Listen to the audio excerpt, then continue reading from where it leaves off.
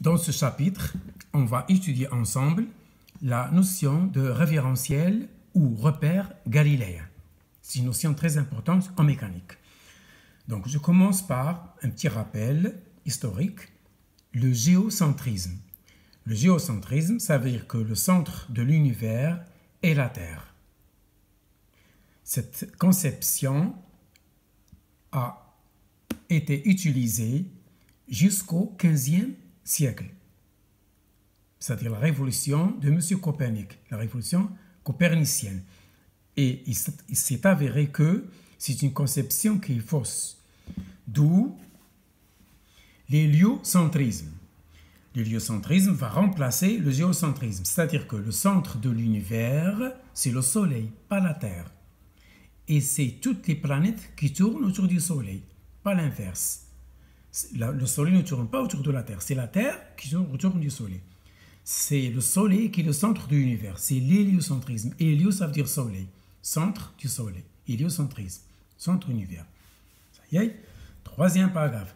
Le référentiel héliocentrique ou bien copernicien, c'est quoi? C'est un repère ayant pour origine le Soleil et les trois directions, celles de trois étoiles lointaines fixes. Que ces trois axes ou ces trois directions soient orthogonales ou normées ou pas. C'est le cas le plus général. Même si on obtient un trièdre non rectangle. C'est le cas le plus général.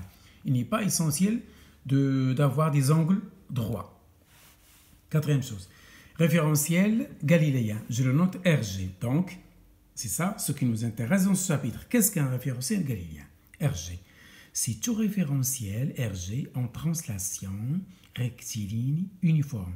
Translation rectiligne uniforme par rapport au référentiel de Copernic, lié au centre du Soleil.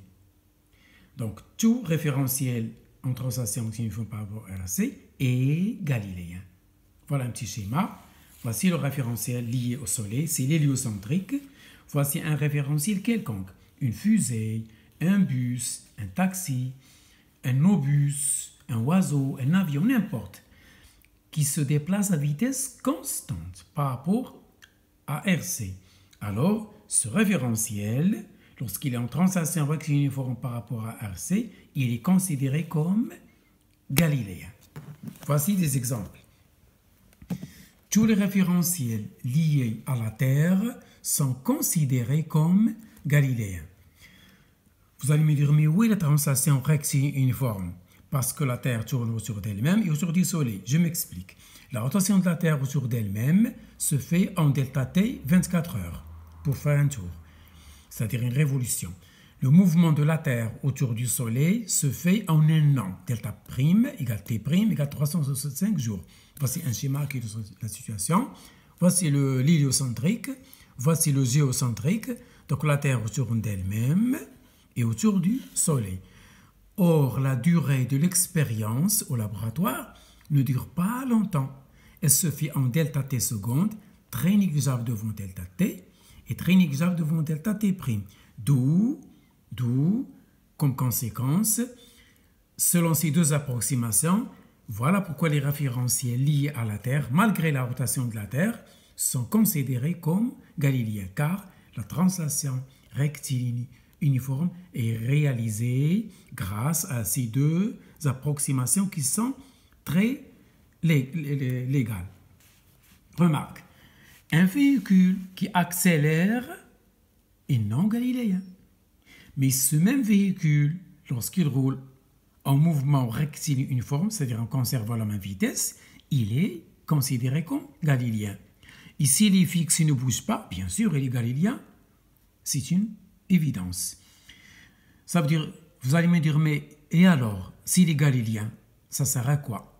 Donc, la première loi de Newton et la deuxième loi de Newton sont applicables, sont valides dans de tels référentiels. Donc, si vous avez un référentiel galiléen, vous pouvez appliquer la première loi, c'est-à-dire le principe d'inertie, et la deuxième loi, c'est-à-dire la relation fondamentale de la dynamique. Voilà pour aujourd'hui.